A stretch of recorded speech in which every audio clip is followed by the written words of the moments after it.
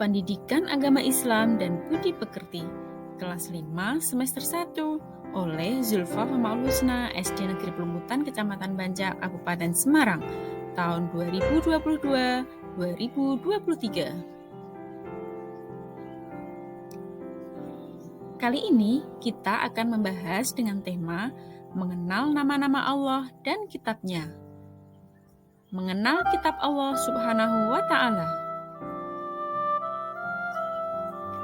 Tujuan pembelajaran kali ini, melalui kegiatan mengamati gambar atau video, peserta didik dapat menunjukkan hafalan 4 macam kitab Allah Subhanahu wa Ta'ala beserta Rasul yang menerimanya dengan benar, dan dapat menerapkan sikap yang mencerminkan bahwa kitab Allah membawa ajaran terpuji dengan benar. Dengan model pembelajaran problem-based learning, peserta didik mampu memahami dan meyakini adanya kitab-kitab suci melalui Rasul-Rasulnya sebagai implementasi rukun iman dengan benar. Melalui kegiatan diskusi kelompok dengan model PBL dan penugasan, peserta didik dapat menjelaskan contoh perilaku terpuji dalam kehidupan sehari-hari yang merupakan cerminan bahwa kitab Allah membawa ajaran terpuji dengan tepat. Iman adalah percaya atau membenarkan. Menurut istilah, iman adalah kepercayaan yang diyakini kebenarannya dalam hati, diucapkan dengan lisan, dan diamalkan dengan perbuatan. Kitab Allah Subhanahu wa Ta'ala adalah kumpulan firman Allah Subhanahu wa Ta'ala yang dituliskan. Kitab Allah Subhanahu wa Ta'ala diturunkan kepada para Rasul Allah dengan perantaraan malaikat Jibril untuk disampaikan kepada umat manusia.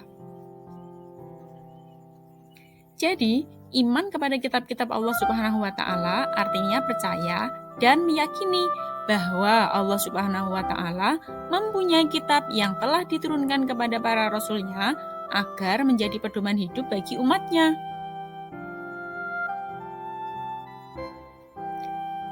Nama-nama kitab Allah beserta rasul penerimanya. Yang pertama, kitab Taurat. Kitab Taurat diturunkan kepada Nabi Musa alaihissalam. Yang kedua, kitab Injil. Kitab Injil diturunkan kepada Nabi Isa alaihissalam. Yang ketiga, kitab Zabur. Kitab Zabur diturunkan kepada Nabi Daud alaihissalam. Dan yang terakhir adalah kitab Al-Quran. Kitab Al-Quran diturunkan kepada Nabi Muhammad SAW. Coba lihat dan perhatikan contoh-contoh gambar kitab-kitab Allah tersebut. Semua kitab tersebut berisi ajaran pokok yang sama, yaitu ajaran mengesahkan Allah Subhanahu wa Ta'ala atau tauhid.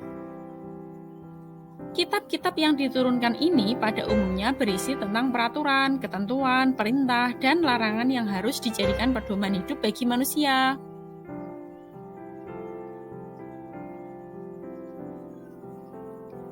Al-Quran mengandung isi pokok yang lengkap dan kompleks. Adapun isi kandungannya adalah akidah, ibadah, dan muamalah, hukum sejarah, akhlak, dan ilmu pengetahuan. Berikut adalah nama-nama lain bagi Al-Quran. Yang pertama adalah Alkitab. Alkitab berarti kumpulan yang tertulis. Yang kedua, Al-Furqan, artinya pembeda. An-Nur, artinya cahaya. Al-Huda, artinya petunjuk. Al-Dzikr, artinya pengingat. Asy-Syifa, artinya penyembuhan rohani. Al-Hikmah, artinya kebijaksanaan. Dan Al-Haq, artinya kebenaran ilahi yang mutlak yang sempurna. Manfaat beriman kepada kitab Allah Subhanahu wa Ta'ala adalah menyempurnakan keimanan terhadap Allah Subhanahu wa Ta'ala sebagai Tuhan yang Maha Esa, juga menjadikan hidup tetap terjaga di jalan Allah Subhanahu wa Ta'ala, karena fungsi kitab Allah Subhanahu wa Ta'ala atau Al-Quran adalah sebagai pedoman dan petunjuk hidup dunia dan akhirat.